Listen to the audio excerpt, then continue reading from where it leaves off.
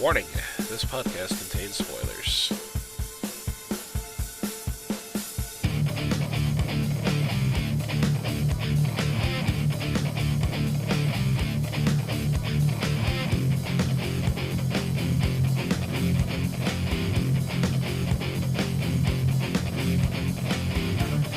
Hello everyone, and welcome to another episode of the ASOTV podcast for American Horror Story Cult, episode 9, Drink the Kool-Aid. I'm your host Mike, and joining me is Jake.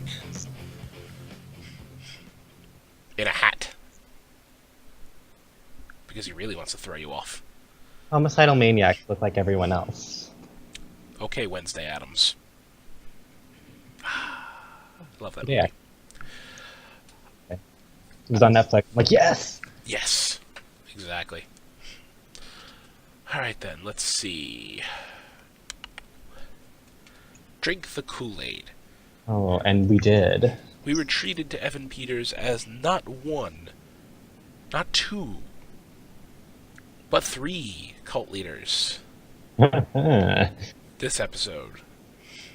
The Heaven's Gate guy, Jim Jones, and third name can't remember.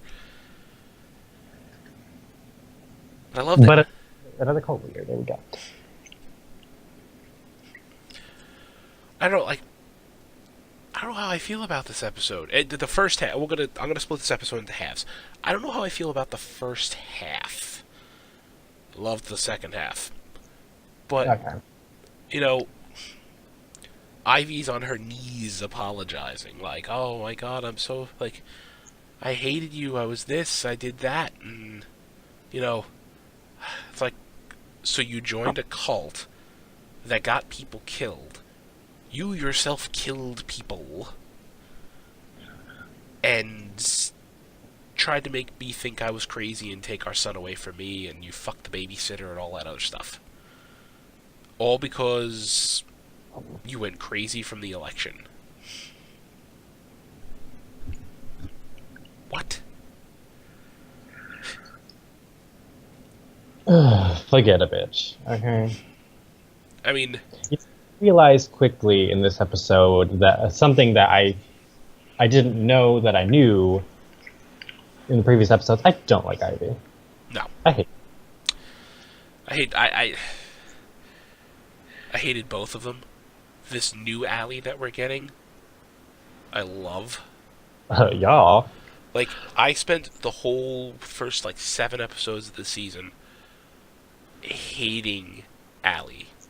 Because she's just annoying. There's no way to put it. She was annoying.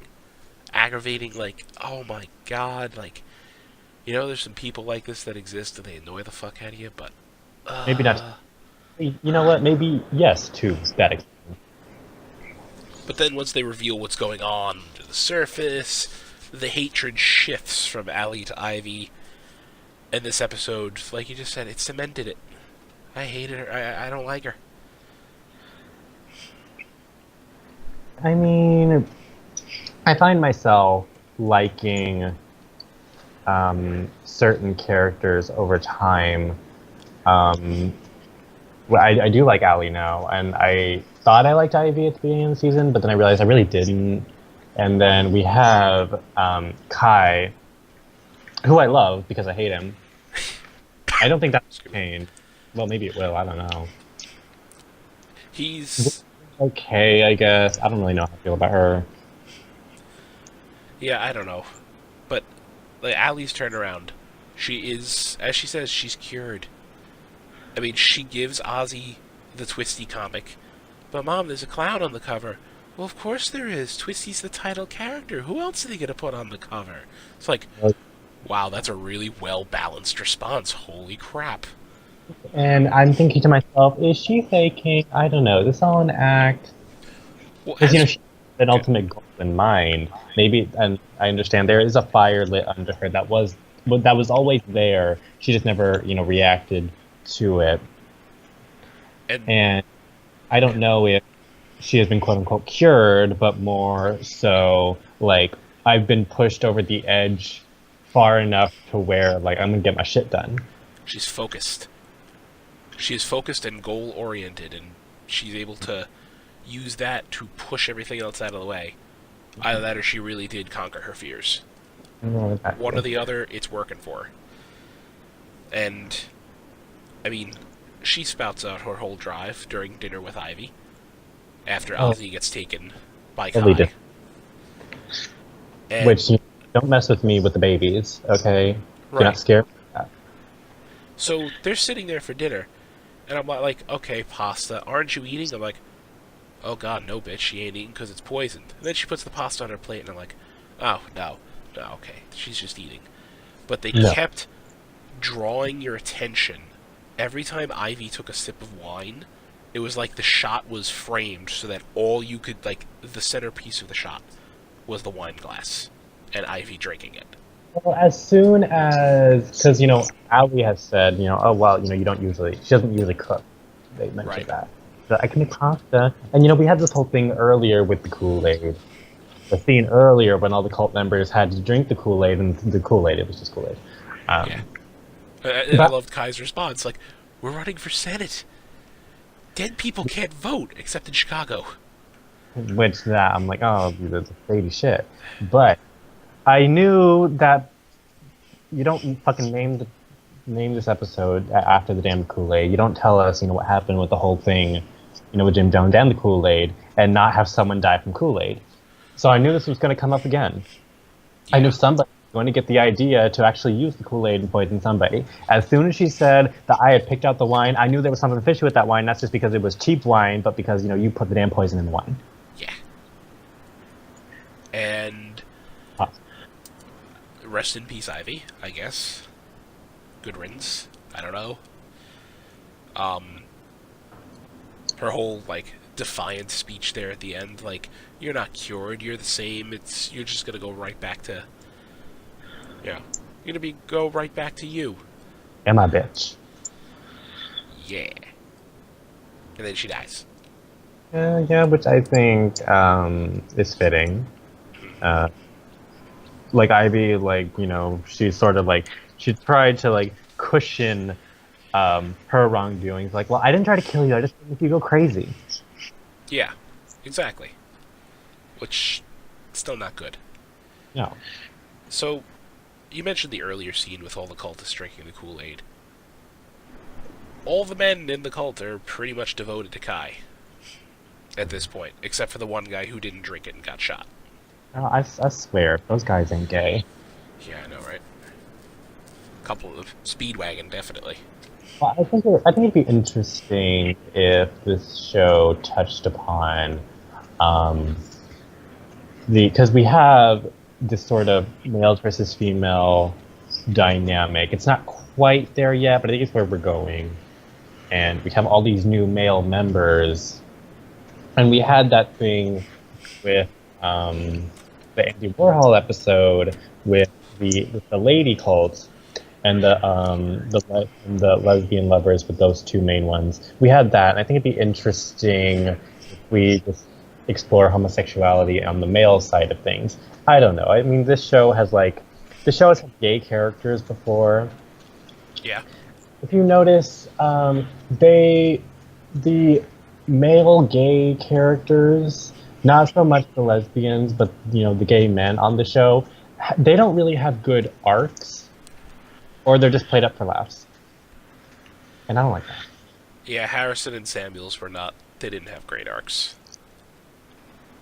As opposed to someone like Ali, who's getting an arc now, or someone like Lana, Lana was the main character of that, or arguably the main character of that season. And, we followed her story, and I love Lana. She's one of my favorite characters. And Ali, starting out, I'm like, I don't like this character, but now we're getting back into again, it's that turn that we always talk about with this show. Yeah. And I'm like, okay, I'm liking this new Ali.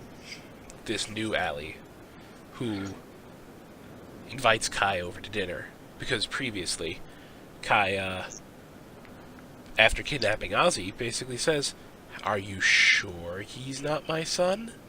Livid. Oh yeah. I'm like, the bitches. Don't care what he says. He's lying. It's a lie. Liza Minnelli. And after bribing the clinic worker, she finds out it is all bullshit.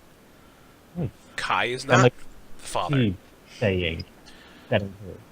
But clearly Allie has some kind of plan concocted because she fakes it.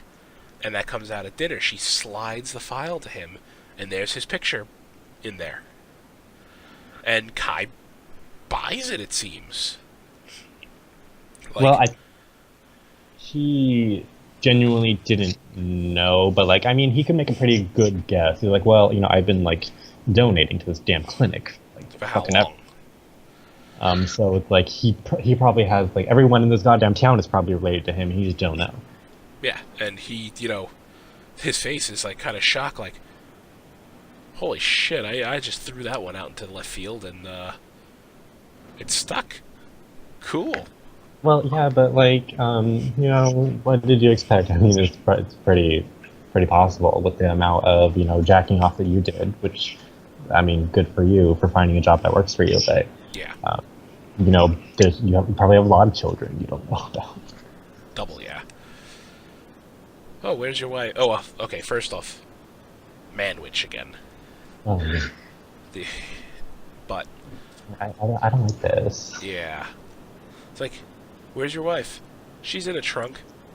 I killed her. He's like, seriously? It's Wait, what? just like that. Another shock for Kai. Like, whoa, you serious? Like, No. dude. Notice. Excuse me. How'd you do it? How'd you do it? I poisoned her. Mm-hmm. Takes another bite. Just. I'm like, it's not poison. Yeah.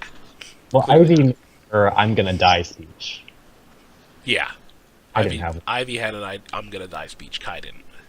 He needs that monologue. And he would monologue too. Yeah. But So Ozzy's our savior. Like, it's the son of the cult leader. He's going to bring peace and happiness and magical transit to a comet or whatever the hell he's going for in this endgame here. I don't like Ozzy, so I don't really, have much of an opinion on Ozzy anyway. But really, this kid, Yeah. I think there is going to be, like the cult of Messiah or whatever, Messiah child, and it's probably not going to be Ozzy, but like if there was a child, it's probably going to be one of the other many children that Kai, doesn't know about. Yeah. And I think, because they are bringing this up, and I don't think they're bringing it up, just for the fuck of it. If no one ever does anything by accident, I'm sure this whole, demon baby antichrist thing is going to happen. It's probably nothing supernatural in the slightest, or maybe we'll end with that, which I don't know how I feel about that at this point. Yeah, I don't know. Because it's really, this show is doing great without any of those supernatural elements. It's just been a great season, and we've mentioned it a couple of times now. It's fantastic for not having a supernatural element. It's like grounded in reality now. Yeah, I think that's what the show needed, because I think with season 6, we definitely had that tie to reality because it was a reality TV show, and I think they were trying to like blend the two, like let's show paranormal experiences, the paranormal experiences that people have had, and show like how it's being portrayed on TV, and like that's because what I love about American Horror Story is that they tap into legit scary things and horrors of America specifically, and reality TV is unfortunately one of them. People are exploited on reality TV. It is what they. Unfortunately, this is what you sign up for if you are on a TV show like that. But the things that those real people and those actors who are playing the real people went through, that stuff actually happens, and I don't mean like the supernatural stuff may or may not happen, but like the PR and like some of those crazy ass things that happen post show do happen to them. Yes. I think what that season was trying to do is what this season is doing better. This season is doing better. I agree. Yeah. And, thankfully we had a real life, major event, Hmm. such as an election, that really drove this one forward. Definitely timed like super, super well. And Yes. I don't know if this was, the intention to make this season about that, because like I did read somewhere and in interviews with Brian Murphy, he has said that he wanted season 7 to be the Coven and Murder House crossover season. Right. This isn't it, unless it is it, and we just don't know it yet. But it doesn't Right. seem like that's I what don't this think is. this is it. This is more of a. He had some ideas for a cult season rattling around in his head, and it's like, how am I gonna? What's gonna be the link? What's gonna be the fuel, the match to the flame here? And all of a sudden, it's like 2016. Donald Trump wins the election. It's like his mind went ding jackpot. So I think if they could do more seasons like this, where you take, I mean, not to say that they don't do this already, but you take like real world events or like historical events, maybe not even current ones, just like ones from the past, and really do something grounded in reality with it. You could have, something similar to this where it's like, okay, like I'm like this stuff genuinely is like chilling because I know that this stuff happens in the world. And like I swear, like every single episode, the issues that are brought up, it's like a week or like even like a few days after an actual event happens right now in America right now. Yeah. And but the episode that's coming up, next is like shit. That was timed like so well, and I don't know if y'all have like an actual sidekick on your staff, but that's really convenient. It is really And convenient. very convenient. I mean, the one I think good they caught lightning in a bottle with this season. yeah, exactly. The one good thing of Allie's little arrangement here now is that Ozzy is guaranteed to be safe. For now. If Kai thinks that he is the messianic figure, the savior of everything, he's not going to do anything to hurt Kai. But Ozzy. what if hurting him is the thing that they need to do? The whole, human sacrifices. Like, human sacrifices are a thing. I know there are some religions where human sacrifices are like exploited in like horror media, but like voodoo, for example. But there are rituals in voodoo, not this isn't like a common practice, but Right. there is a practice in voodoo called the goat without horns, and that is a human sacrifice. These things do happen in cults. Cults are a real thing, and there are certain things that certain cults do, and I'm it's good to have.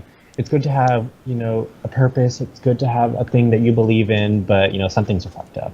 Yeah. That, Speaking of fucked up, we're going to get a whole list of fucked up. Because next episode is called Charles Manson in Charge. oh god. Oh. Yeah. Think about that for a second. I really hope Evan Peters nails the crazy eyes, because a lot of the later pictures you see of Charles Manson, he's got the crazy eyes. There are. I love that Evan Peters is playing all the different parts, but it makes me wonder if, because I think to myself, well, what will another actor do with that part? Because like it's kind of, we're used to this show, and it's easy to go with this new character that this actor is playing because it's a new season. But with this one, he's playing all these multiple characters, and it's kind of taking me out of it just a little bit, just like a smidgen. It's just taking me out of it. Like I'm like, okay, you're doing a good job, but I wish you would just die because that's awesome. Yeah, I agree. I mean, it's just their way of, I don't know, grounding him as a cult leader, I guess. Show him portraying the historic cult leaders we've known over the last, 50 years or so. Or, cult personalities, you could say, even. And going from there. I do, and I really like Evan Peters. I do like Evan Peters playing these characters because I loved back in season 5. One of my favorite things about Hotel was the serial killer party. Uh-huh. And all these different people interact with each other, and I would like to see all these different cult leaders play off each other. Like, can we just have a scene where, like, some trippy ass dream sequence where we just have all these different Evan Peters talk to each other? That would be hilarious, and I would love to see it. And he could pull it off. You know he could. But, So, the special effects and editing team, y'all will do a great job, and you could put all of those characters in one shot. If you can make Sarah Paulson have 2 fucking heads and have one smoke cigarette and blow it out the other end, you could do that. yeah, you could do that. So, yeah, body count's rising. Ivy's dead. She is now on the floor of Kai's parents' bedroom, covered in lye. And will probably stay there forever. Until they burn the house down. But, if there's nothing else, I think that's our show. Kai, Evan Peters is masterful again. And I'm loving Allie, and I can't wait to see what her plan is and if it'll actually work.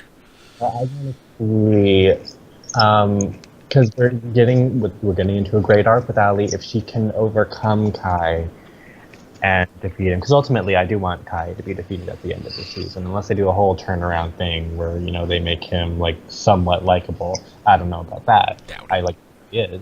I will say though, he is kind of getting a bit too childish, a bit too frat boy-y. Yeah. I mean, he was like that before. It wasn't like as insufferable as it is now, but maybe that's the point. And you know, what else can I ask for? But he is getting just like a tiny bit laughable, just a bit. Just a bit. Anyway, other than that, yeah, other than that, he's great. But as mentioned, that's our show. Jake, where can they find you? You can find me and all of my giggles and gore and monsters and mayhem, or just my normal face here on YouTube at Jacob Salazar. Find me on Twitter, tweeting me throughout the life at Nowhereland. That is TONOWHERELEND. Join the Nowhereland Society. If you want to see any more of my makeups and you want to see what I did for Halloween, go check out my Instagram at Prince of Nowhereland. I will not spell that out for you. It takes too long. Jeez. You can find me on Twitter at TheLiterate. You can find all of us on Facebook, Twitter, Gmail, Google+, MySpace, and YouTube at ASOTV Podcast. You can follow us at those places for some more podcasts for some of your favorite TV shows, movies, and games, and coming soon to Twitch. Probably this week. Or next. We'll see. And if you are worried about, you know, YouTube going away, don't worry. We're still going to be uploading, you know, shows here after the live shows, which will be on Twitch. Yep. Thank you all for watching. Farewell.